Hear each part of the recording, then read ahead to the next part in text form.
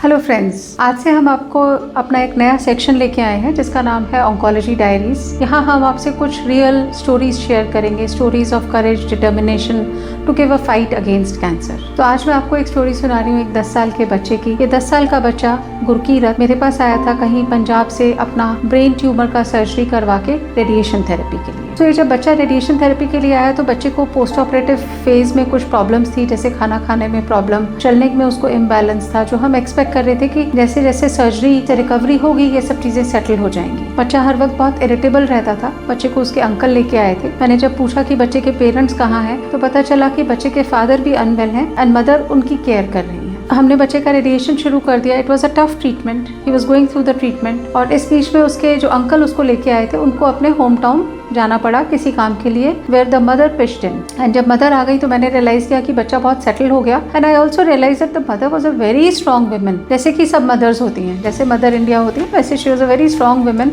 And she really knew how to take care of the child. Radiation therapy के time बच्चे को काफ़ी challenges आए, specially because he was a small child, but he completed his treatment and went back to his home town. Few months later उसकी mother ने मुझे inform किया कि बच्चा जो है अनकॉन्शियस हो गया और जहाँ दिल्ली में उसकी सर्जरी हुई थी वहीं पे वो रीएडमिटेड है। तो मुझसे रहा नहीं गया, मैं बच्चे को देखने के लिए वहाँ उस हॉस्पिटल में गई तो बच्चा वास्तव में अनकॉन्शियस था and he was on multiple tubes also.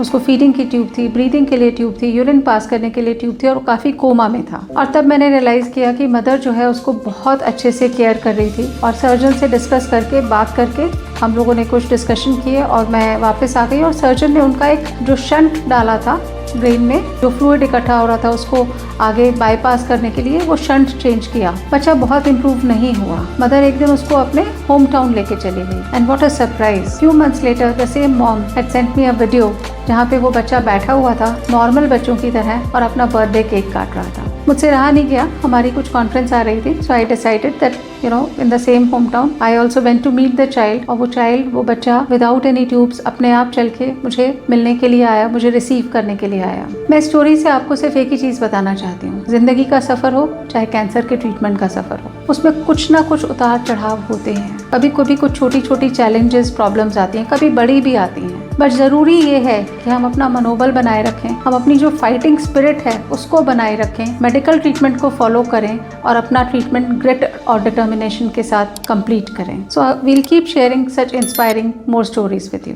Thank you.